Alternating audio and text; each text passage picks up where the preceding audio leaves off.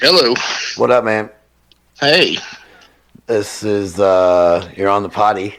We're on the potty. You're on the potty waddy. So this is Evan Dodd. For those of you that don't know Evan, he's a musician, lives in Paris, Tennessee. That I met through a mutual friend of ours, probably like 2 to 3 years ago, and I was kind of like in a weird spot. And my friend suggested that I try to hook up with Evan and play some music, and we did. And I think we played a show, and then We dated for a little bit. we dated for a while, and I couldn't handle his toxic masculinity, so I said bye, Felicia. And we've maintained a healthy friendship, and his girlfriend doesn't mind. But basically, that's how I met him in a very vague way. We might get into specs later. But Evan, say hello to the people. Hello, America. Hello, America. It's funny. The last podcast I put out, if we're talking to all of America, it's wild. There's only about 53 people in America, because that's how many views it's got. This thing's it's not going well. The pod, you know. Well, that's like your opinion, man. Oh, I don't care. I'm having fun doing it either way. So, what's up, man? What are we gonna dig into? We haven't prepped anything. That's not really the way we do shit on here. You want to tell people about your first impressions of me, and I'll tell people my first impressions of you when we met? Yeah, I could go there. Okay. Upon meeting Chris, I thought, it's that whole adopted animal thing where, like, you see a poor little parvo puppy. Oh, man, parvo. Sitting there in the pound. And you're like, nobody's ever going to love this thing but me. And, and turns out I do have a heart. You know, you blew my mind with parvo there, because I had an old dog named Snoop for you never met Snoop. He died before you and I became friends. But Snoop lived to be like 16, and he could have had his driver's license.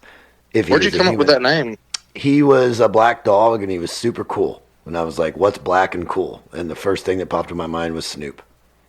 So I'm really inventive. I didn't think it was going there, but okay. Yeah, that's exactly where it was. But it was from the fucking the Peanuts, Snoopy. Give me a break. Oh yeah, come on. Yeah. But yeah, he actually, when he was a puppy, had parvo, and he almost died. It scared the shit out of me.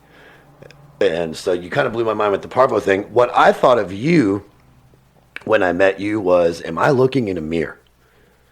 Because we're basically the same person. And I've always felt that way about you. And at the time I met you, I was going through kind of an event in my life where a lot of the people that were, let's call them city people, and by city people I mean like people on the left, basically, had kind of disowned me because I'd been a bad boy, and they don't like that. And so I kind of when I met you and your band and everything down in Paris, and no offense, but you guys are country people.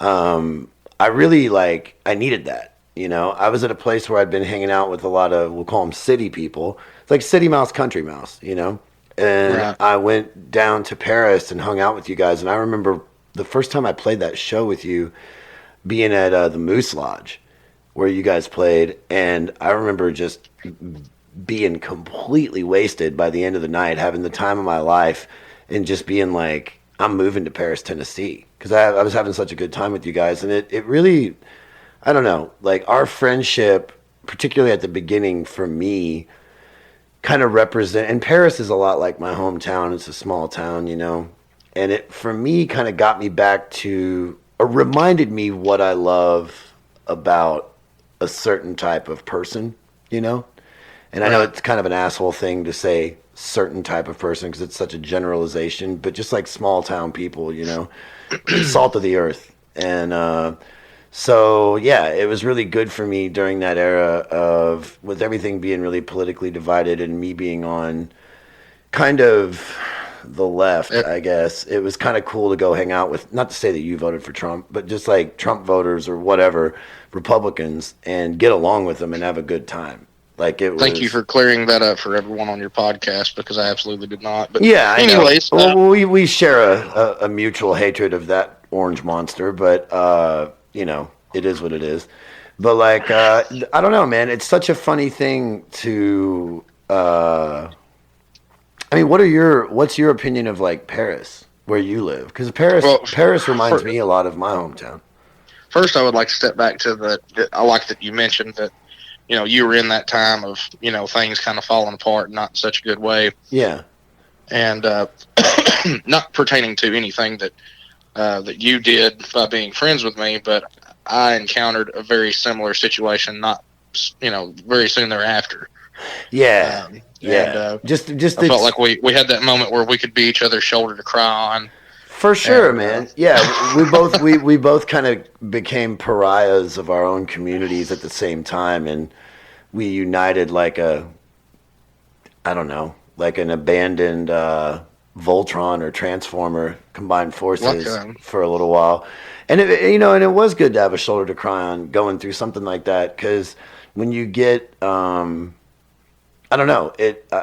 when you're going through abandonment, I've gone through abandonment before with like relationships or whatever, and then you meet a girl that you're like, you were kind of like my rebound, Right. Like, and I actually was talking. This is funny. I guess rebound got brought up on the last episode I did with Trapper Haskins, but yeah, it's kind of, I don't know, man. It was good to have. I don't know. Like, I felt like when I met you, I knew you my whole life, and that was weird. And we had like the same musical taste. We both love Hendrix. We both love Creedence. We both love all that stuff. And your band, the Old Spirits, was amazing. And you have a lovely voice. And I don't know. It was just kind of I mean, we can quit sucking each other's dicks at some point. But it was just kind of like. I kind of like it. I know you do. I know you do. But I mean, it really was. It's kind of cool whenever you're alienated and then you find like another person in another little part of the world that feels a lot like you at a time where I didn't feel like anybody felt like me. You know what I mean? And so that was kind of cool, and that's why you're my special friend. Well, the truth of the thing is, no matter what anybody says, nobody wants to feel alone. Absolutely. In general. And a lot of times, you don't have to be alone to feel lonesome, meaning you can be surrounded by friends and be in an environment where there's people around you that you conversate with on a regular basis. But if that conversation isn't doing you justice for what you long for and what you need, and that kind of interaction of, okay, hey man, we're on this level and this is what we're going to talk on and this is how we can talk, instead of talking, around issues, you talk into the issues. Absolutely, man. I hate small talk. I hate small talk. It's the worst. I hated myself at the beginning of this podcast, like 4 minutes ago, because I felt like we were small talking. You know what I mean? Like, I start to feel greasy. I'm like, oh God, I'm doing this, but I don't know how to intro this thing. And so, like, I don't know, man. It's I definitely felt like you were, and this is such a cliche thing to say, but you're like a soul brother. That's fair. Yeah, it's really cliche, but it's cliche for a reason because it works. So, I don't know. Tell people about your music and shit. Like, what you're into, all that jazz. Like, you're an amazing guitar player. Your voice is really akin, in my opinion. You can definitely hear the Fogerty influence in it. That's Creedence Clearwater Revival out there. For anybody that didn't listen to good music, John Fogerty is the lead singer of Creedence Clearwater Revival. I just assumed that the 53 people that were listening already knew that. I don't know, man. I would hope that the 53 people that listen to the Trapper episode know who Creedence is. Right. I mean, they're the best. They're probably the best American band of all time. Well, I'm going to tell them, and I'm speaking to them right now, if you're one of our 53, you got to get into the Creedence. What would you, see, I don't think there's any way to get anybody into Creedence Clearwater unless you just, like, do the 20 Greatest Hits, Volume 1. I mean, yeah. What more do you want? I think for me, what really got it and what really sunk the deal for me, of course, everybody knows their hits for the most part because they were played so much on classic rock radio. As far as, delving in deeper to that band, you put on Cosmos Factory and go into track one, Ramble Tamble, and, mostly instrumental song. And if that don't hook you, nothing's going to. I'll be honest with you, man. I don't agree with you there. I have Cosmos Factory on vinyl because I'm super cool, and I vaguely remember that song. I've listened to the album in full, and it is a really good album. I was actually thinking Cosmos Factory earlier, but we're not even 10 minutes in. You already want to argue with me. Look, man. That's one thing that I love about both of us, and that's kind of a thing too, maybe going back to the loneliness alone thing we were talking about at the beginning, is that I think both of us I'm speaking for myself here. Tell me if you feel the same way, but I don't want to be alone. I don't want to feel loneliness. I want to be connected to my community, but I'm not willing to sacrifice like my moral compass or my belief system in order to fit in. So if I disagree with, 200 people, I'll tell them, because at the end of the day, like, I don't give a fuck. You know what I mean? Like, I got to be me. You know what I'm saying? I can't cater to everybody else. If you want to, you try to please everybody. You can't please everybody. You got to please yourself. And it's it's always been, I hate to say it this way, but disgusting to me that there's so many people that can't. Oh, I saw. Can't get on board with that idea, and it's like they can, I don't know. It's like a very false thing. I feel like they're living in. And I don't think it's doing anything for them, and I think they're hurting themselves more than they are anyone else. I don't know though, because not having a stance or having something that they feel strongly about. Right. Okay with feeling strongly about something. I agree with you on that, but I also think that people like you and I, who are bullheaded and cynical and not us, slightly antisocial, probably. I mean, like, I was actually I went down to Happy's Chili Parlor to get some rib tips before we did this, and I was talking to the owner, Eugene, and we were talking about music, and he was asking me about my albums and stuff, and he was like, maybe you should go into producing. And I was like, well, dude, every album I've ever done, I'm basically producing it. I'm a loudmouth asshole, and I'm going to say what I want to say when I'm around people. And he was like, well, that's good. You got to have direction. And I was like, well, yeah, but it's also bad if you take it to an extreme. Like, being controlling is good as long as you're following like a vision or staying true to yourself, not controlling. But at the same time, you got to remember you're working with people. You know what I mean? Like, you can't just be such you can't obsess over every little detail and kind of suck the air out of the room with the people you're working with, because then they're not having any fun. You know what I mean? Right. So, well, obsession over detail within itself is, I feel like, the biggest downfall to anybody that produces any kind of art or does, and lives in any kind of that world of creation. I would agree. If you can't shut your critical mind down long enough to just let your creative mind run, Yeah. And I battle that all the time. And you want to talk about getting a real bad case of writer's block really fast.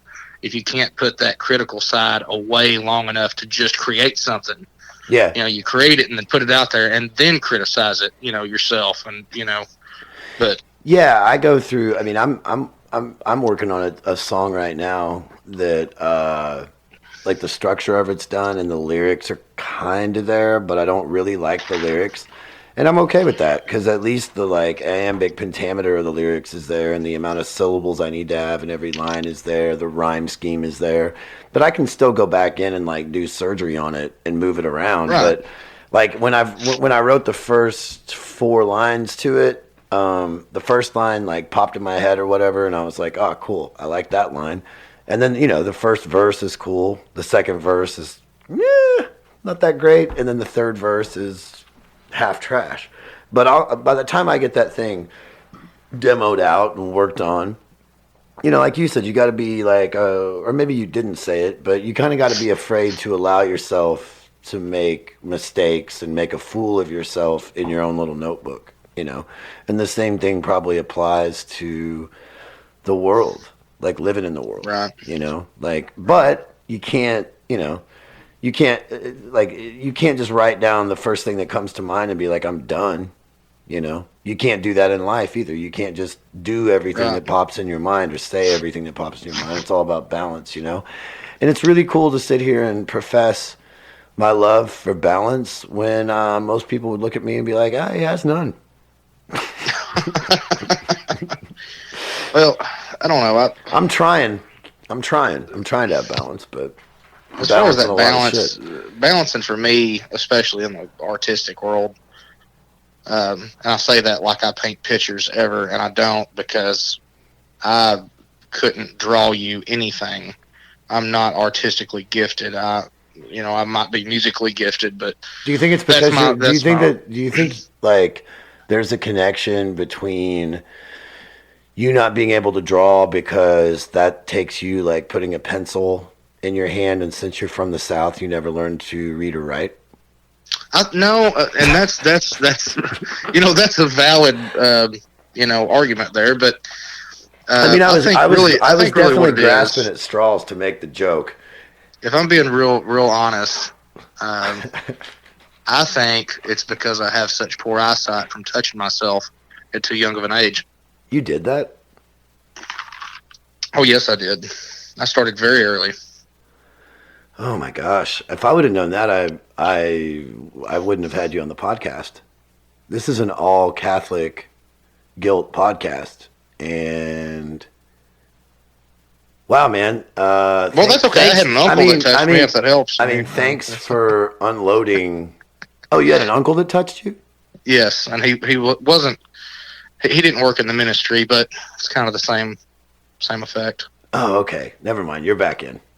You're Okay. back in. You're back in. Sorry to interrupt. Yeah. But it's what I do. All right, that's the podcast. All right. No. Thanks everyone for tuning in. Yeah. So continue. I'm sorry. We got off on a tangent there. That's my bad. Sometimes I try to inject a joke in because I get nervous, you know? Right. And then it just derails the whole conversation. Yeah. I apologize. So back to the as far as the balance thing. Penis. Penis. Yes. Definitely penis. The balance thing. Having the confidence to know who you are and knowing what you want to do, while also having the, I don't know if you'd say empathy or, there's a softer side of that to actually make good art, and that's required as well. So you've got to have a balance, I've always found, of, okay, what do I care about, and are these things significant enough to make music about? But it's also very difficult. It's also very difficult to like prioritize or figure out what you care about. You know, that's difficult. Right. Well, that's a it's a whole other topic. Journey. It seems like. I know, man. I don't think I've ever. I feel like I've known in moments, but it's always fleeting. Anyway, Go ahead. Sorry. But I feel like that's the big battle for me. It always has been. Is you've got to have that. I mean, and it really is almost kind of ego. I mean, we've talked about this before about how you've got to be just full of yourself enough to have the confidence to go and stand on a stage and present your music and to play and sing. That takes. It takes something more than just balls to do that. Man, I mean, this is going to sound really, really stupid, but I feel like with me, and I don't know if you feel the same way. I'm not sure if we've ever talked about this, and if we did, we were probably lit up like the 4th of July, and we don't remember. So this is actually good for us we'll be able to remember this conversation because it's going to be recorded forever. But yeah, man, like, I know that for me, music got to me in such a way where it was like, an emotional awakening. It was like a different language that spoke more to me than English. You know what I mean? Right. It was really, really a powerful thing. And it really latched onto me, and then it was like, I have to do this. You know what I mean? I didn't have a fucking choice. And then you I did it for long enough and we're both so cynical that, I'm sure you probably feel like I do, where the first stuff I wrote was trash and I knew it was trash. And I was like, I'm not going to go play this in front of people. This is embarrassing. It's so bad, But once I got to the point where I felt like my shit was like okay for, I could go play an open mic, it was just something I had to do. Like I didn't have a choice. It was terrifying. But I felt like I had to do it. There was no because the only way you can make money off of this thing that I love so much is to go do it. And that's the real bitch, is that it never, and then you get lost in like making money off of it or trying to make a career out of it. And then it loses the purity that it once had, and you get jaded and you see how shady people are because they're like playing music to get pussy or get drunk or whatever, and it's like, man, I mean, I like doing both of those things, but that's not why I'm doing not this. Why I'm here. Yeah, not why I'm here. Yeah, right. yeah. And it's such a weird thing. I guess it's really weird. Like both of us kind of fell in love with rock and roll, like the art form. And then due to that, we both kind of fell into the rock and roll lifestyle, which is the stupidest thing to say. But it's really, really true, man. I look back at it and like, I loved the art form of rock and roll more than the lifestyle. Absolutely. And I'll touch on that. Just like your uncle. Boom. Just like my uncle. Boom. What's better than ants in your pants? Uncles. So no, but you're absolutely right. And I got into it and I started pursuing it because for whatever reason at that age that I started doing that, and I was like, okay, I'm going to have a band. I'm going to write songs and I'm going to the top and nobody's going to tell me otherwise. And I was headstrong, and most importantly, I feel like my driving force at that point, I look back at it now and I'm like, how do I write a song like I could write then? And I can't, per se, based on this, I'm not as vulnerable anymore. To look back at how vulnerable I was and how carefree I was at that time to giving somebody, letting them in emotionally or whatever, and that kind of stuff. See, but that's the thing that I think. You gotta get your heart broke before you can write a heartbreaking song, Of course. But that, to me, is kind of the thing that I've always loved about music, is that, like, music's broken my heart multiple times, probably more than anything in the world. But I love it more than anything in the world, and there's no way that I could function without it. So, like, I feel like that's the beauty in music, is that no matter how much I need to close myself off from the world, I can always talk to music. You know what I mean? It's a drug you can't rehab from. I mean, oh, it's dude, be with there's you for the rest of your no life, fucking way. Like, I've tried to quit. I've tried to quit writing. I've tried to quit playing. I've tried to take like self-imposed breaks, and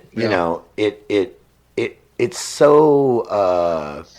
What's the word? It's not therapeutical. It's starts with a C, and it's not burp.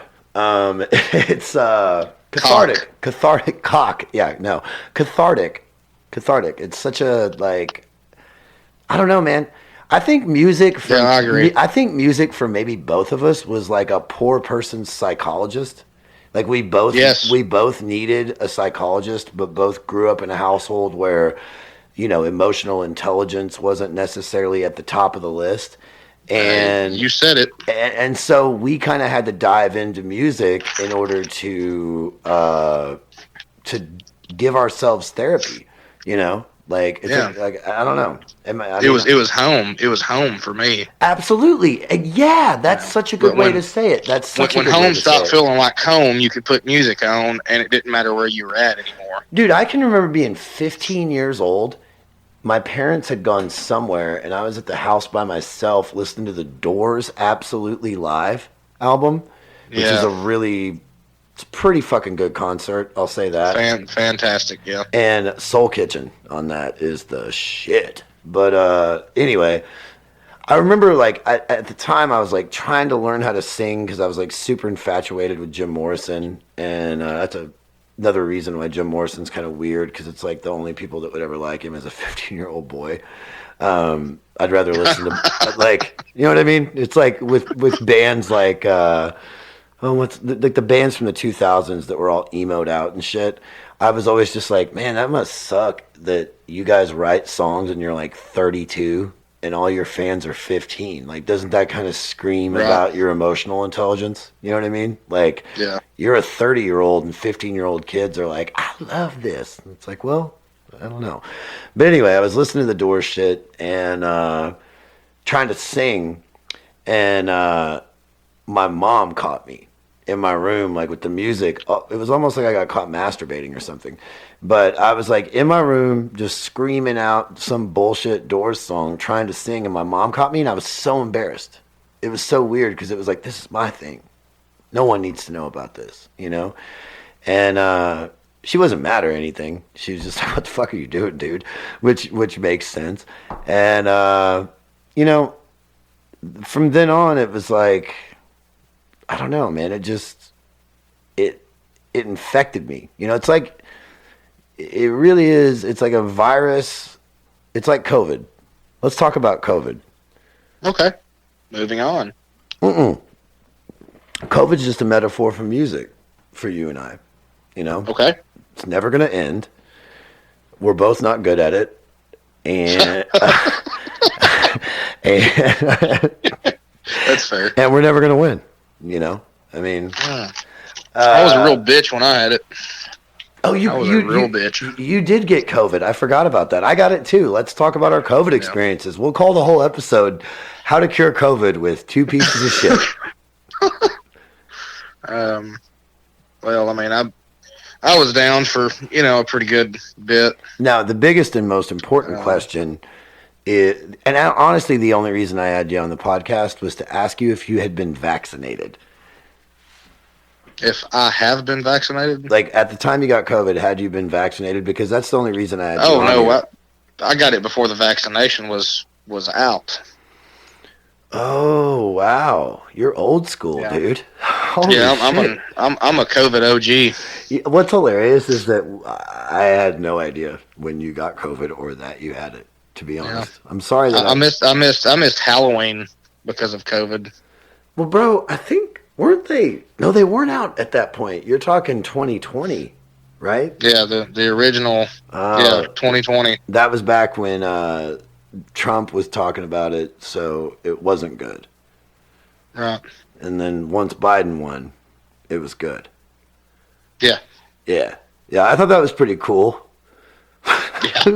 That was pretty cool that, you know, it's like took about a month to go from kind of not good to hashtag identity politics. Hashtag identity politics, man. There's nothing worse. It's crazy. Except for maybe cancer and AIDS. I think that it's funny. Identity politics is up there. I think it's funny that politics, or not politics, but COVID is kind of like if you look at COVID and society like together, you can kind of do a societal algebra where you go X is COVID plus Y is person equals, you know? It's kind of weird. I think it's emotional algebra is something I've been thinking about a lot lately. And I don't know. I think it's probably because the Chinese got in my blood with the COVID that I caught, and now they're just trying to confuse a good American boy who just wants to succeed. Right. I don't know when I have, and this is a very, cynical view, as we have a tendency to do that sometimes, especially me and you. As far as concerning all of that, there's like a little bit of irony in all of this. Anytime I see anything on the news, which is rare, I try not to watch any of that garbage. I try to stay as far away from that part of this country. We'll look through the news here in a little while and just talk about it. Well, when I see that stuff, you know, and the whole, you know, division tactics and all this and that, and all of their take on all that stuff, I don't know. It's go talk to your neighbor, man. Just walk outside, not knowing their views, not knowing anything they're about, and just go talk to them. And you'll realize and it'll end in a gunfight. That you absolutely hate your neighbor, and the world is so much worse than they're telling you on the news. Take it. Go talk. Like, this sucks. We should all just end this. Honestly, just get out there and just go talk to your neighbor. I would take a couple weapons, just in case things go south. But you know, just really get out there and get to know the people, because everybody is great. Yeah, I mean the grass is. I guess the grass can be greener on the other side. I saw somebody could be laced with fentanyl. I don't really know. Yeah, I mean it's. Don't smoke your neighbor's grass. At this point in the game, being winter and everything, the grass does look like it's on fentanyl. It's just all knotted out, brown. Yeah. Its skin doesn't look right. And thank God it's going to be daylight savings time coming up, because I have terrible seasonal depression. But then whenever it gets when it gets to be spring, I turn into Mary Poppins. I mean, I'm happy, and Mary Poppins isn't really happy, so that was a bad reference. But I turn into a person in a musical, and I'm just pleased, like all the time. I'm the guy. I'm the guy in the back of the musical that's going through like a box of Kleenex a day, blowing my nose. That's spring for me. Oh, I get that too, but I don't care. I'm like, it's worth it. I'm in the sun. Yeah. You know, my vitamin D goes back up. It's great. It's great. Uh-oh. Man, these burps, dude. They're not good. When was the last time you went to the doctor? The last time I went to the doctor? Oh, shit. You go to the doctor, don't you? Not unless I think that I'm dying. Yeah, that's kind of my approach, too. Like, yeah, I'm like, do you have health? I'm pretty sure I'm having a heart attack now. I should probably go, but no. Oh, I've had moments like that before and just been like, I can't afford it. And then it just, you know, I have to quit thinking about going to the hospital, because if I think about the bill, it's going to give me a worse heart attack than I'm already having. You know what I mean? Bada bing. Yeah. Bada boom. It's a health insurance joke. That's what I did there. Yeah. Well, I actually went earlier this week, Wednesday, and got a cortisone shot in my knee. Wow. And, that's some old man shit right there. Yeah, I have a ganglion cyst on my ACL tendon, and the shot is supposed to help that, I suppose. Wow. What is a ganglion cyst? Did you I mean, that's a lot of... from what I understand, I think it's from spending too much time on your knees. That's, you know, yeah. what I got from it. I mean, you are a Democrat in a Republican town, you little blue star. I am. So, speaking of that, how's Gay Cowboy? Gay Cowboy, I talked to Gay Cowboy. Well, I guess we should probably explain who Gay Cowboy is without saying his name. Yes, that'd be good. So why don't you explain who Gay Cowboy is? Gay Cowboy is a guy that used to follow around the Old Spirits band when we were playing. And he was related to one of the members of that band. And Dude, bro, none of that information was necessary. You just have to, like, say him as a character. You know what I mean? Like, well, this explains why we couldn't get rid of him. We couldn't get rid of him. You don't want to get rid AIDS. of him. You couldn't get rid of him. Want to get rid of him. He's the best. He is the best. I love Gay Cowboy. You told Gay Cowboy that he looks like Tim McGraw if he got AIDS. Because he does. I mean, he absolutely does. But you have to explain who Gay Cowboy, like, or should I explain it? Should I explain it? Or yeah, it would be better if you did, because I don't know how far you want to go into y'all's relationship. Well, I mean, I'm not going to get into, like, the nitty and the gritty with Gay Cowboy and myself, but I'll get # name drop. Yeah, boom. But I'll just explain. Like when that first show that I was talking about earlier, which no one remembers, but I'm an elephant, and so like when I went down to meet these guys and play with them or whatever, somewhere around the time where I was just like, I'm moving to Paris, Tennessee. This cowboy comes in, skinny guy, good looking guy, cowboy hat, just a cowboy, just a cowboy. And like I noticed him because you can't not see that walk in, and he began to like, I think I was by the bar. Correct me if I'm wrong here, but I think when he walked in, we immediately took shots together. Am I wrong about that? I believe that would be right. I believe y'all had shots of Fireball. Fireball. I'm a huge fan of Fireball because it's the funniest shot. But they actually sponsored this episode. They did. I have to read an ad in a little while. It's such a nightmare getting 53 views an episode. But basically, sorry, Fireball. Numbers didn't pan out. But yeah, man. So Gay Cowboy and I take these shots, and then we kind of like, if I remember correctly, we didn't really talk to each other for a little while, but then like 15 minutes later I just see Gay Cowboy on the dance floor getting down, like just very sexual dance moves, and he was, he's approaching women, and they were all like, it's a little aggressive, so they'd kind of slowly try to dance away, and there was, I don't remember what song was playing. It was like after you guys were done, and it was like, some Ace of Base or something like that, just like really, and it brought out the freak in him, and he boots and pants. It's a lot of boots and pants, man. And so he gets out on the dance floor and just starts going wild. I think he may have been by himself at that point, and I also might be wrong, but this is how I remember it. And I just remember looking at you and be like, dude, that's a gay cowboy. He doesn't know it, but that's a gay cowboy. And if he didn't live in Paris, Tennessee, I bet he would be openly gay and incredibly happy. But instead, I mean, I don't know, gay cowboy has got a lot of sadness, but he's still a dope dude.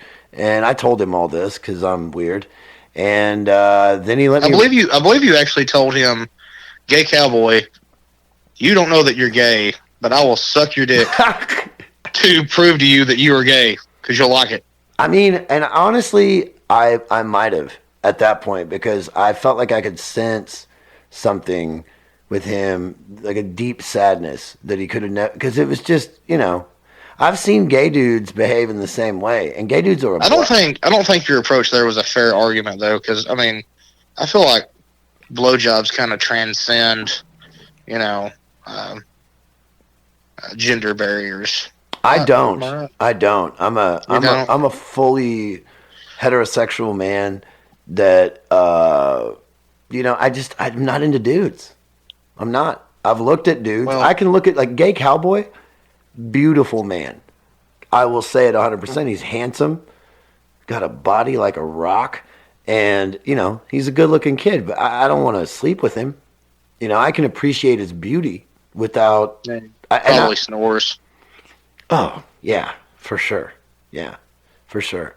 I mean, do you remember when he let me ride his horse? That's not a euphemism. I've never seen you more terrified. Yeah, I have a phobia of horses. So, but not gays. Don't have that phobia.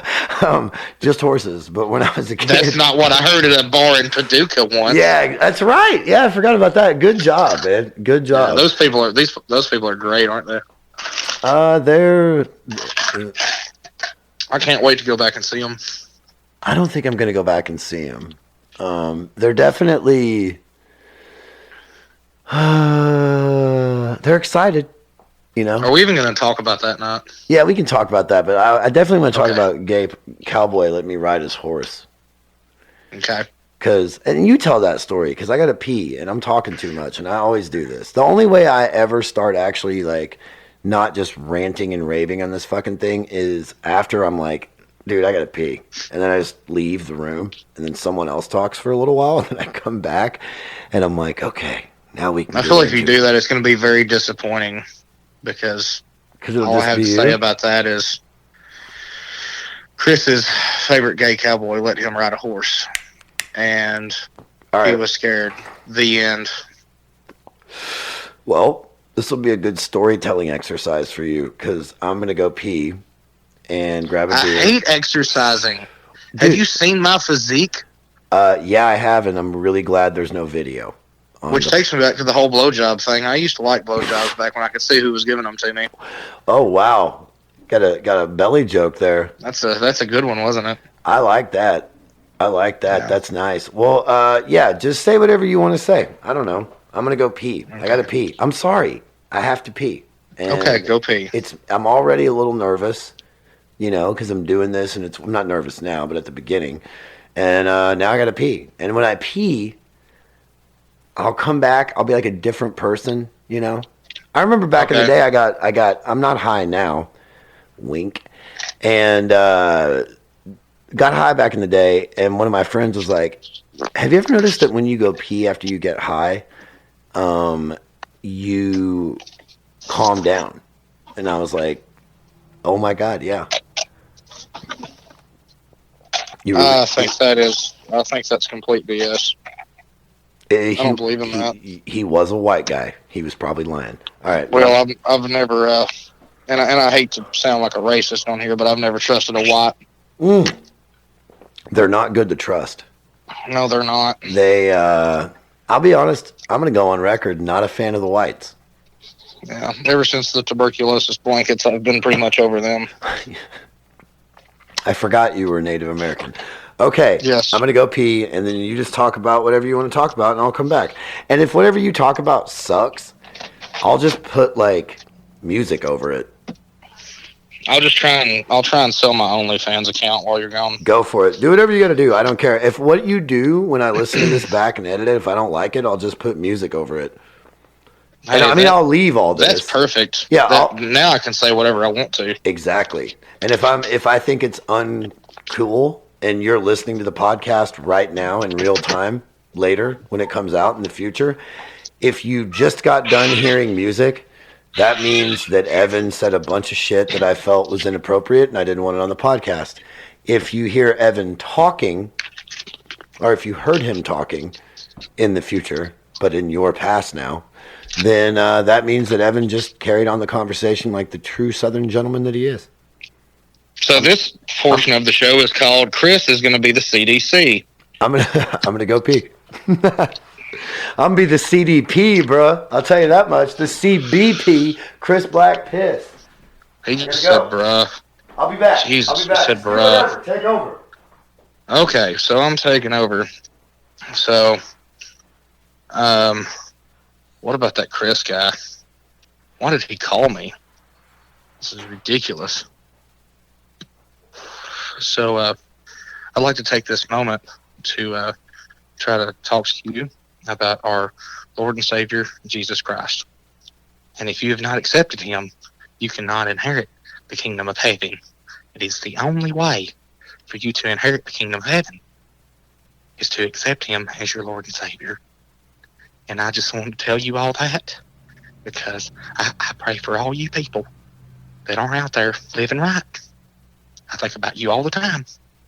And I feel like this is just my moment to say that I really think about you a whole lot. And I really wish that you just come down to the church.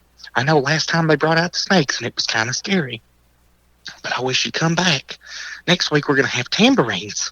We're going to have tambourines and all the boys are going to do cartwheels up and down the halls. It's going to be great. Come on down and join us. Make sure to bring a pair of scissors. We're going to cut all the ties off of the men. It'll be great. Please come on down. Thank you for tuning in to Chris Black's The Nitty and the Gritty. We love you. Bet he cuts that out. He'll probably put some Black Keys song on top of it because he's like a ancient hipster, hippie, whatever the fuck. So let's talk about that, how much Chris Black sucks. Oh, shit, I think he's coming back. Is he back? I thought I heard something. This is probably the IRS knocking on his door. No, he's not back. This guy's the worst. Hold on, let me get my headphones. Oh, hey, Chris. Hold on.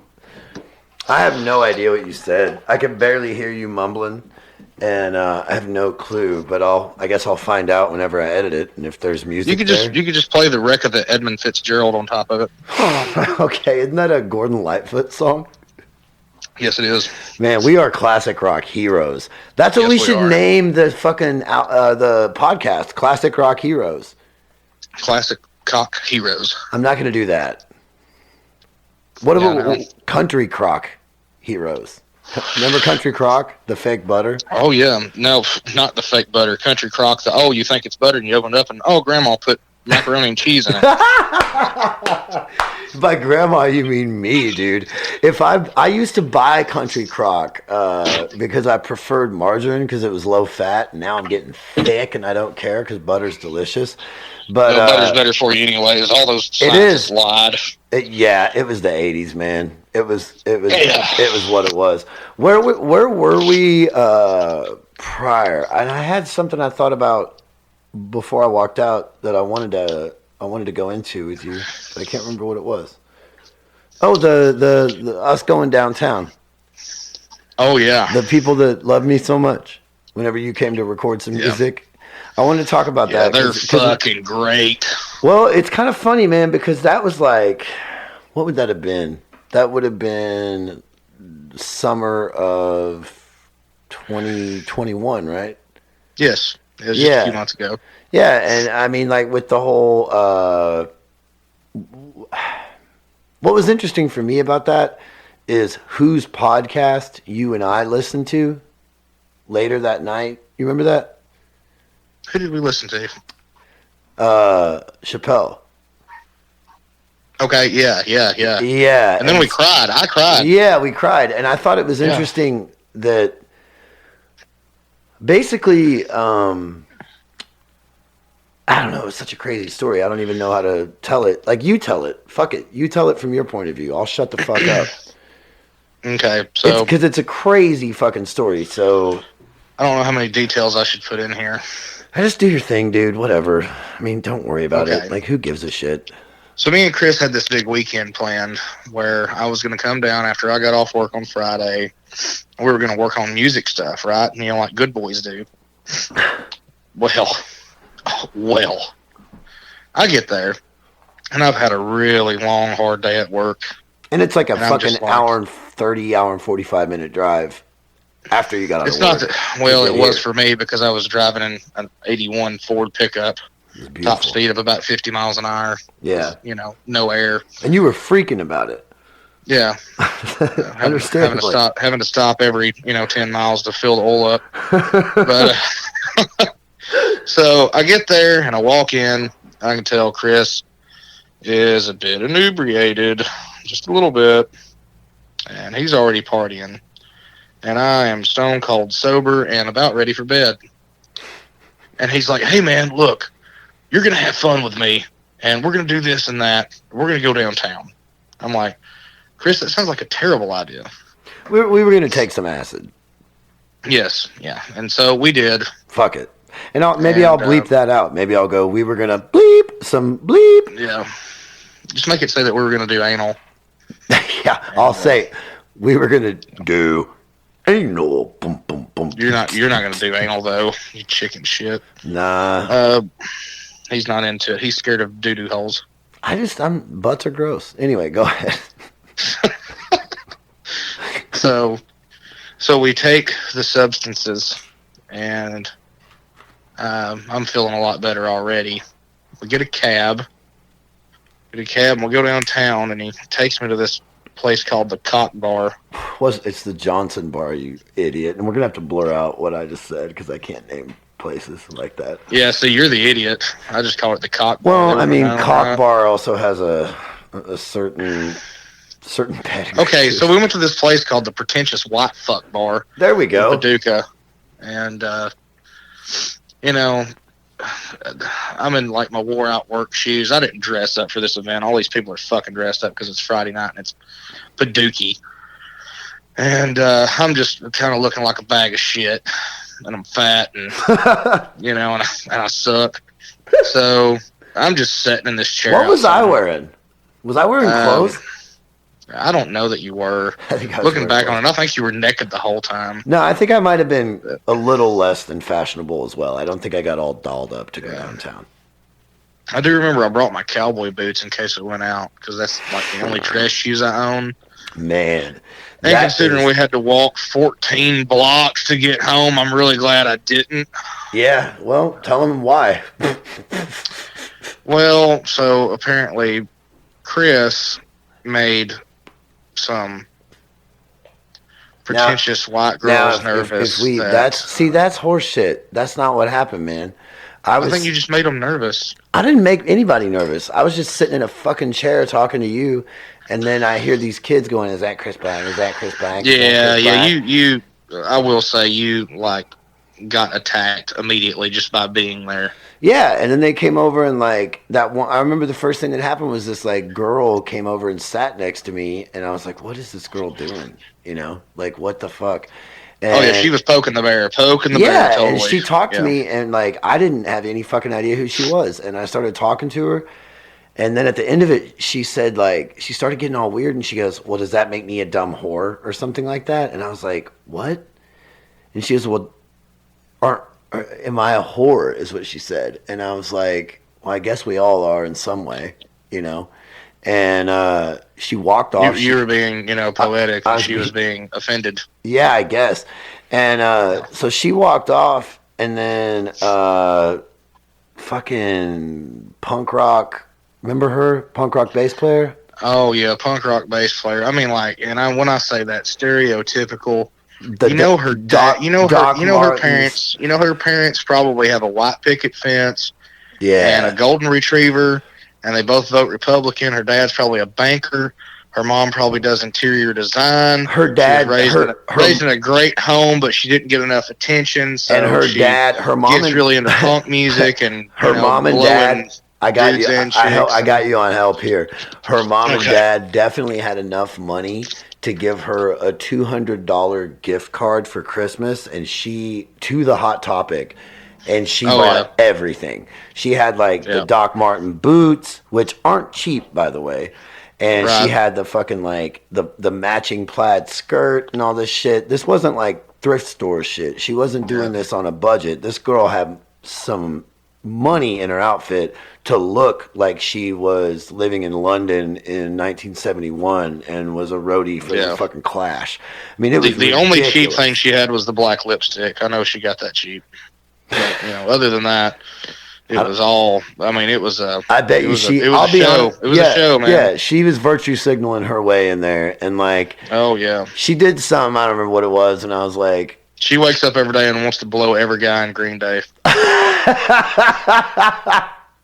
And I looked at fucking Evan, and I was like, look at this girl, man. It's like she plays bass in every punk band, and she heard me, so that's kind of my fault. I'll give her that, I said it a little loud.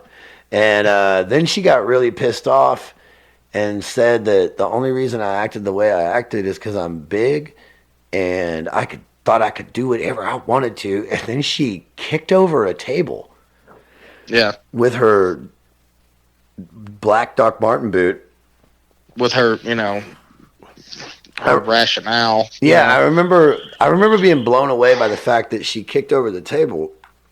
She wanted to virtue signal about the virtues she didn't have. And yeah, it was weird, man.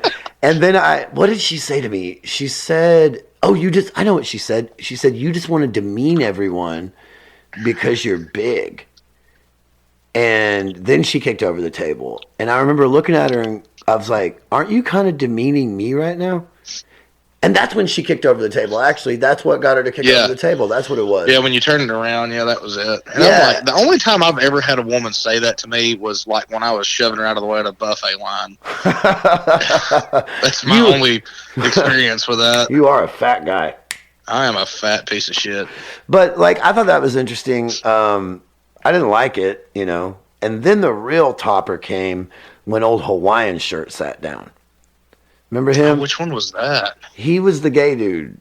Oh, yeah. Yeah. I mean, and not just, and you say gay dude. I don't think he's gay. I think he was trying to be gay because it's a popular thing to do. I mean, I think if I would have tried to kiss him, he totally would have backed off. Well, that doesn't mean that he's gay. That just means he's not into fatties.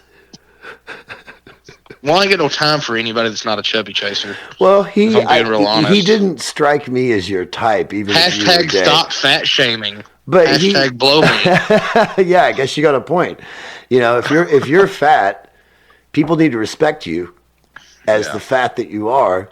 And he was cute though. I would have gave him the time. He was a handsome guy. He was a handsome guy. But he came up and sat down, and I was in go mode, and I just said something about his Hawaiian shirt. And then he looked at me and he said, he got mad because I said something about his Hawaiian shirt. And I was like, well, that's weird that he got mad about that. You know, if he said something about anything I was wearing, I don't think I would care because, like, I chose to wear this.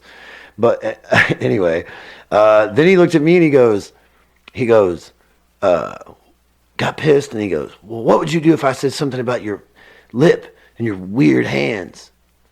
And I was like, I think he legitimately called you a hair lip. Mm-hmm. He did call me a hair lip. I forgot about that. Yeah. Thank you. And that's where I was like, really? That just fucking happened. He called me a fucking... Because that's okay to just, like, call out a person's, you know, physical attributes that they can't help, you know. That, which I'll say this, man. You know? No, I mean, maybe there's a time and a place to do that, but it's not when someone makes fun of your Hawaiian shirt. Yeah. You know?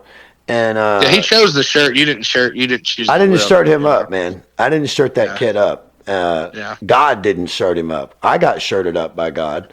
So there's that. But like, he said that shit to me, and he was like, "What would you say if I said something about your hair lip and your weird finger or whatever the fuck he said?" And I was like, "Well, I guess I would say you were vacant." And he goes, "What?" And I go, "I guess I would say you were vacant. You're a vacant human being." And he, of course, got mad and then stormed off. And he went and told his friends that you called him a faggot. Yep. And that is not what you said. Yeah, I know. But he thought he could play that hate train on you, you know? Mm-hmm. Yeah, and he really tried that shit. And the beauty of it is that the whole time we were sitting there, by the way, this is a funny part, where Evan, you know, had never taken beep before, and the only things he really said while we were there the whole time was, before all this shit happened, he goes, "Man, that building looks cool." And that building did look cool. And then after that, I remember you just said like 9 times, "Man, I think we should probably go. Man, I think we should probably go." And I kept being like, "Nah, dude, let's just ride it out. Let's see what happens." And so then we finally decided to leave after all these people left, these fun people. And we tried to go to the bar across the street, and which I actually like used to go to all the time, and I like film music videos in there and shit. And you know, maybe I brought a little nice place. I mean, I love that place, I'll be honest.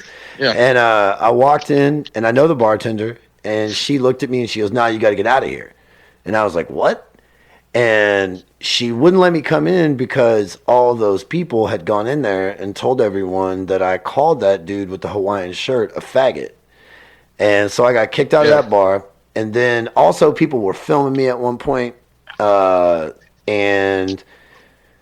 that was kind of strange. And I told them to fuck off. And then one of my friends tried to calm me down and was like, "Dude, when you do this shit, you let them win." And I remember saying to him, "Nah, man, I win because my name is in their mouth and I don't even know who the fuck they are."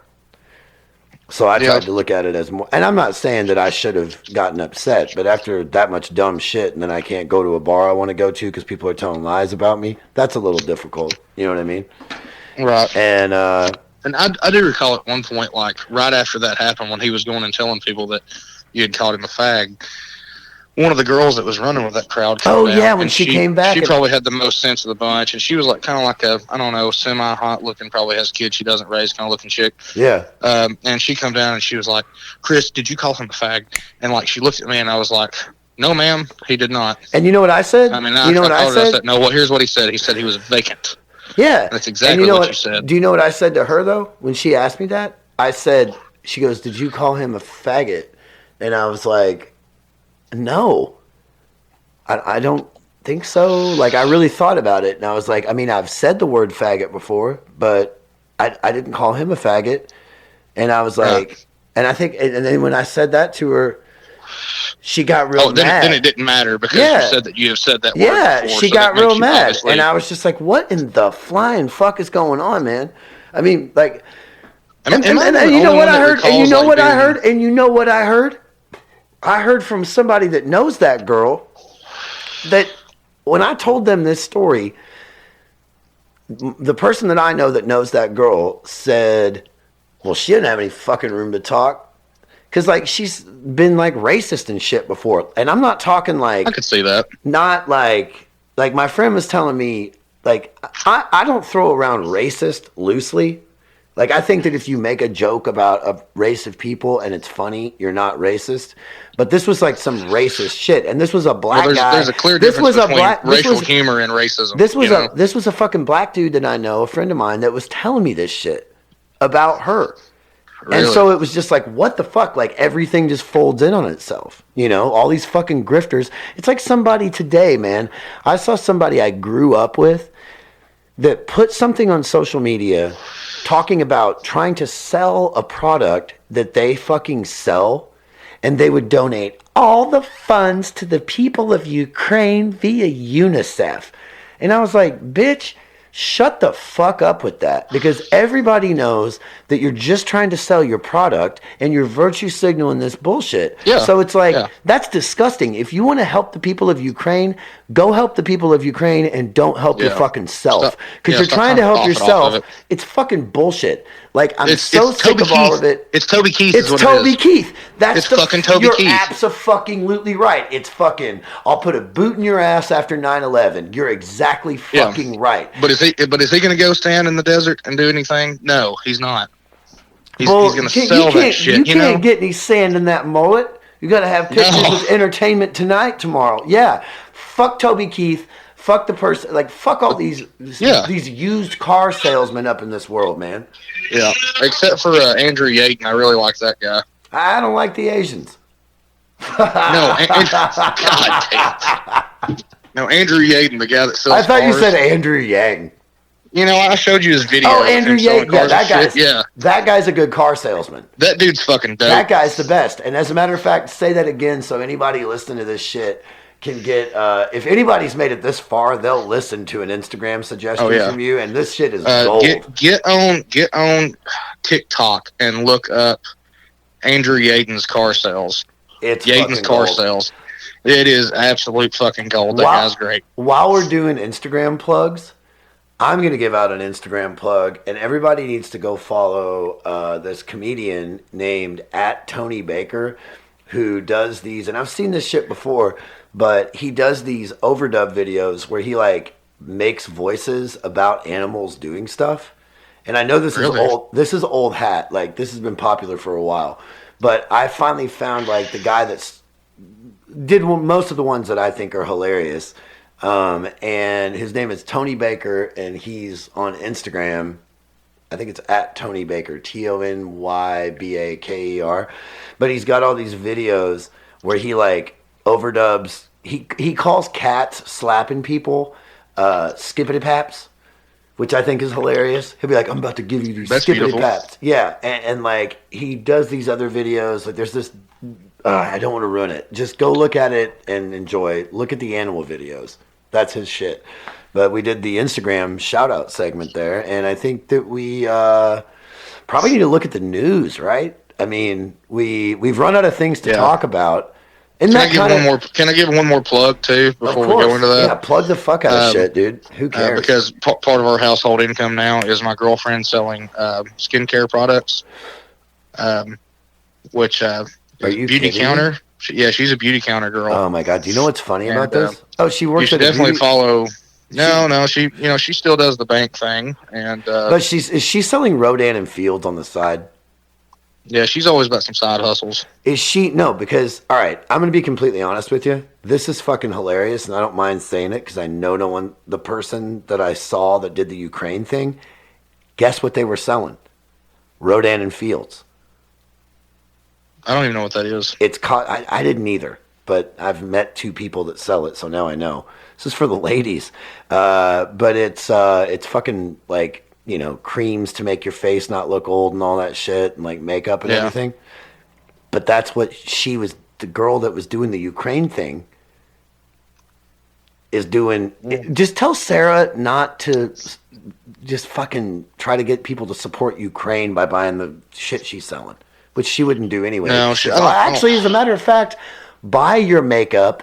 If you're a woman that's listening to this, which I know you're not because only dudes listen to this, then go buy your makeup and your lady paint from Sarah Hafley, because that will support me.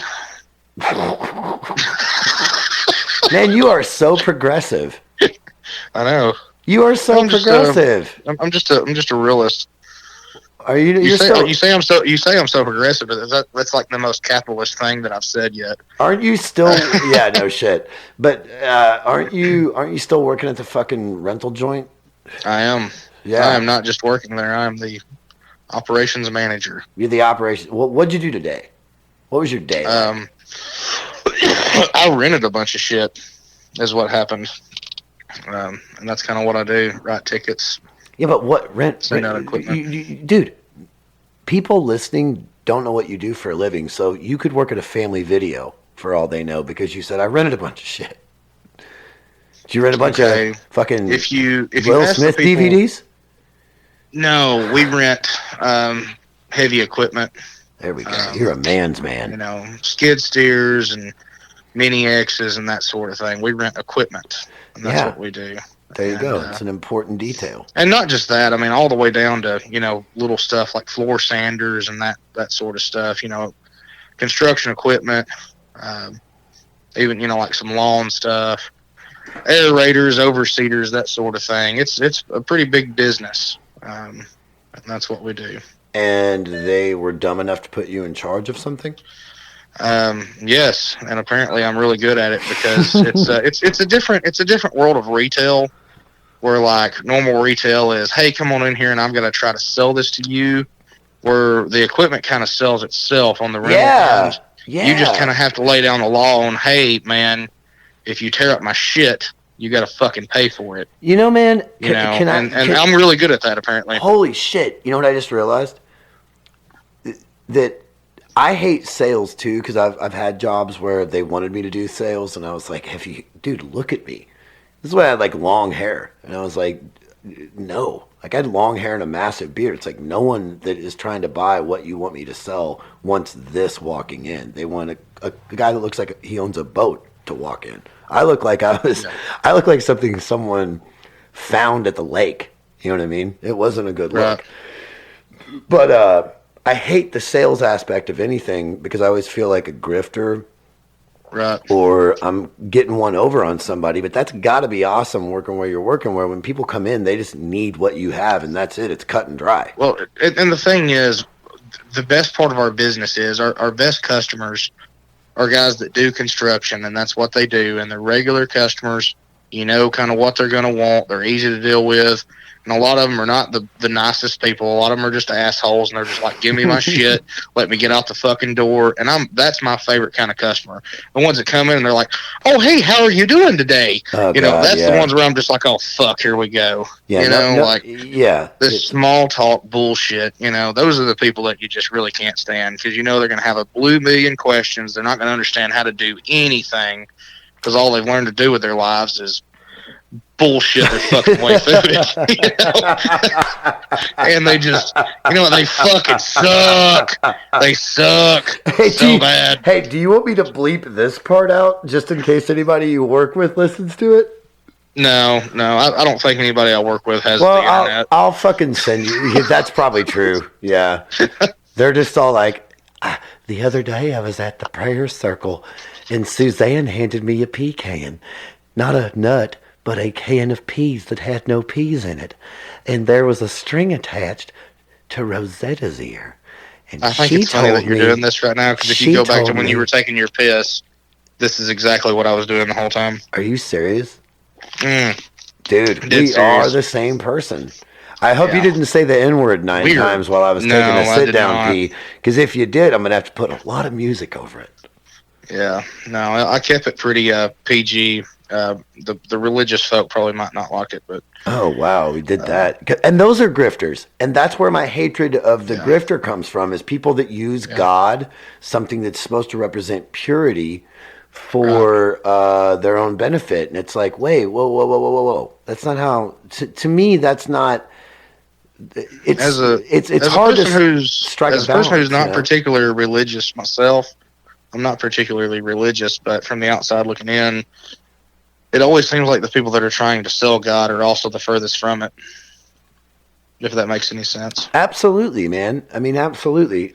My friend Adam Harold, he gets brought up every time I have this podcast. I think I don't even know, but I did a podcast with him because he's a preacher and he's a church planner. Like he moved Right, and I away. listened. I listened to quite a bit of that one. You did really, I found that very interesting, and I really appreciated dude. He's a that good podcast a guy. lot. He's a Yeah, good guy. Like he's a guy I would definitely like to meet. I can't. Uh,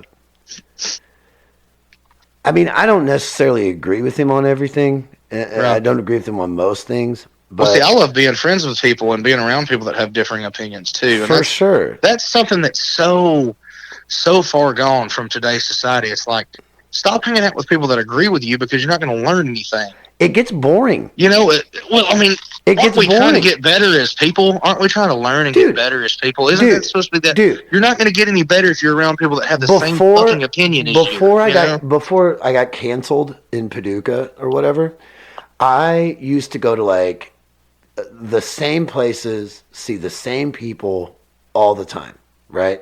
Yeah. And I got, I remember, gosh, I remember when I was on a real bender one night back in like 2017 or something like that, 2018. I'm not sure when it was. It's probably 2018. And back in 2018, 2017, all I was thinking about was like, what the fuck is going on with society?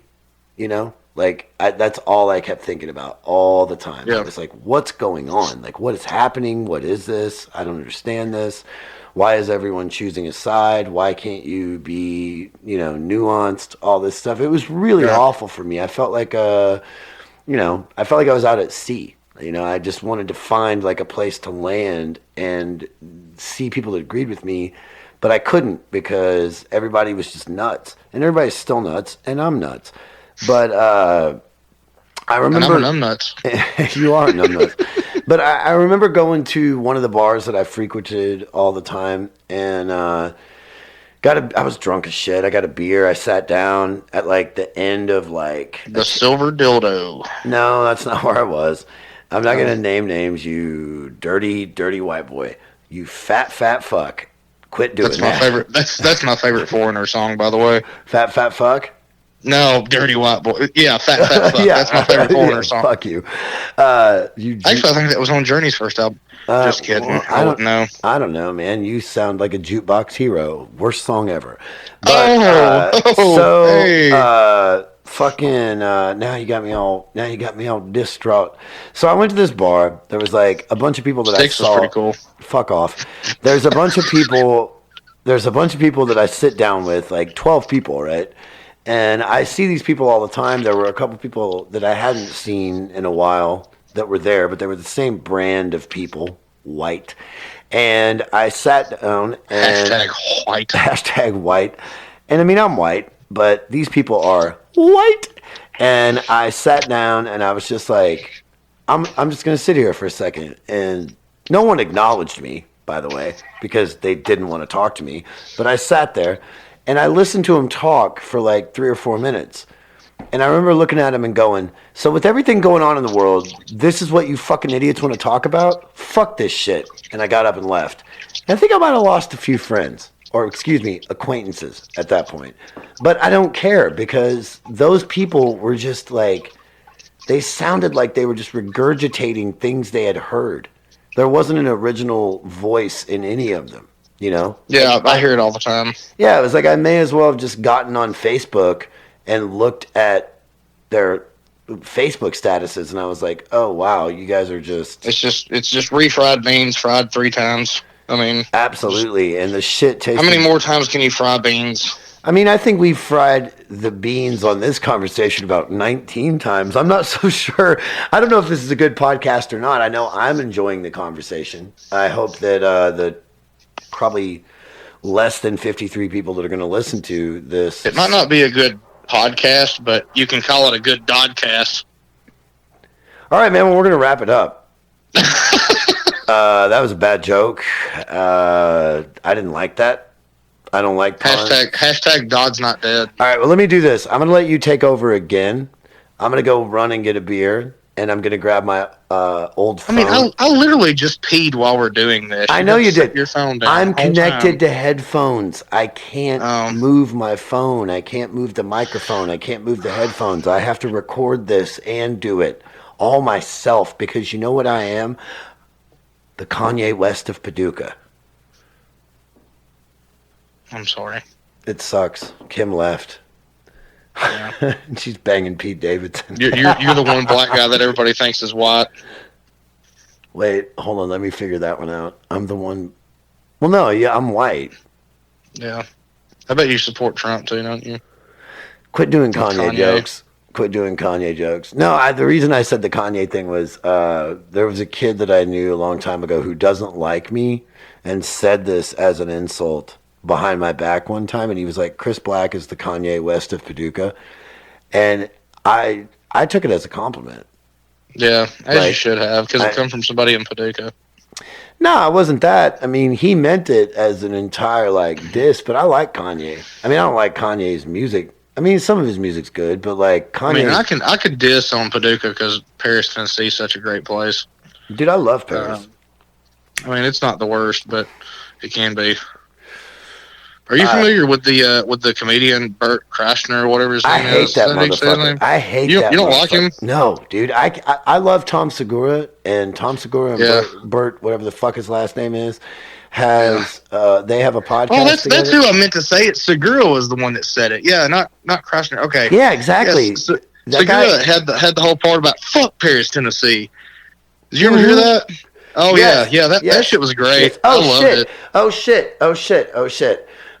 Tell the story about us after the acid trip downtown where I got yelled at by the whites, and tell what we did. We came home and listened to Chappelle's podcast, which I'll plug it. You just tell the story. Okay. Fucking Dave Chappelle's podcast is, I think, only available on Audible. All right, so I'm a fucking idiot, and it's not Audible, it's Luminary. So if anybody wants to check out Dave Chappelle's podcast, it's Luminary. I'm a dumbass. I said Audible, whatever. You can't win them all, but back to the podcast. But I wanted to put that caveat in there because Dave Chappelle's podcast, The Midnight Miracle, is honestly... I mean, you'll hear the story. Or some shit. I don't remember what it is. It's some app. You can just Google Dave Chappelle's podcast. It's called The Midnight Miracle. But that shit... And it's fucking fire. ...is the man is a genius. He took a podcast, and instead of just doing what we're doing, which is recording for hours, he did that for hours and then cut it up like it was a fucking hip-hop album and made... There's music in it. There's fucking conversation. It's everything culture should be, which is what Dave Chappelle is. I'm so pro Dave Chappelle. And I'll just go ahead and say it. The people that are trying to cancel him are a bunch of honkies. They're the whites. Again, the whites. The fucking whites. Can't handle the whites. Fuck those crackers. Honky tonk had it day. It's over with. Yep. But tell the story about that shit, because... Man, when we came back and after all that had happened, I remember we just sat down in the studio here at my house. Studio is in air quotes. We sat down in where I'm sitting. I could feel those air quotes. Yeah. I felt the breeze coming off of them. Yeah, where I'm sitting now, in front of my computer basically. And we just turned on Dave Chappelle, Midnight Miracle, and listened to all of it. Not all of it. I don't remember what episode we listened to. I think we did listen to all of it. No, we didn't listen to all of it. We listened to... So you're telling me there's more? I don't think we listened to all of it. I mean, every episode was like... We listened to a couple episodes. Man, I wish I had that shit still. I got rid of it because I wasn't going to listen to anything else. But tell the story. And if you have money out there, try to find at least... I know the first episode of The Midnight Miracle is available on YouTube for free. And then you have to sign up for Audible or whatever it is. And it's like, you can get it real cheap. And just listen to Dave Chappelle and then get out of town. But, yeah. Shit's fucking dope. Tell the story. I'm going to pee, get a beer. You talk about whatever you want. I'll grab the phone. I'll come back. Okay. We'll do the news. We'll wrap it up. I think this is the longest one I've ever done, dude. I mean, I've already came 3 times. I mean, hope you got yours, bitch. Shit. I've laughed more on this one than anything else. And my laughs just clip.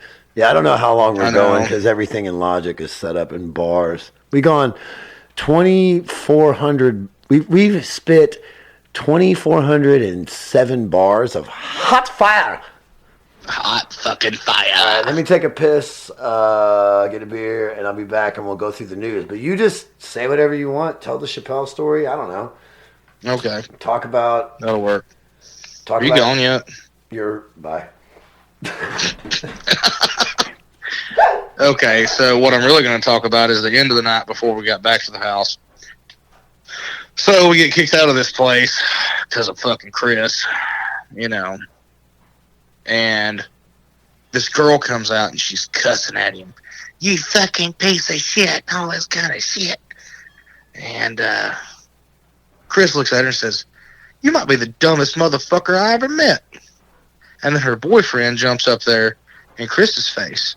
And Chris says, and there's the second dumbest motherfucker I ever met. And I thought that was pretty great. And the guy was wearing like these plaid shorts and his fucking sun visor hat that had some college team on it that he could have never attended because he's a fucking dumbass. And so Chris asked him, what are you going to do, bro? Take me fishing? And I thought that was pretty awesome. And I knew dude wasn't going to swing or anything like that because people just bump chest up there. They're very PG. I come from a place where, you know, it gets much rougher. A lot of blood. A lot of dying.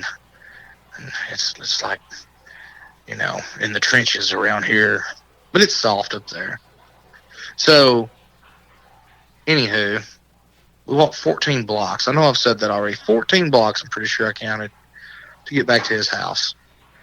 My feet still hurt from that trip. No pun intended.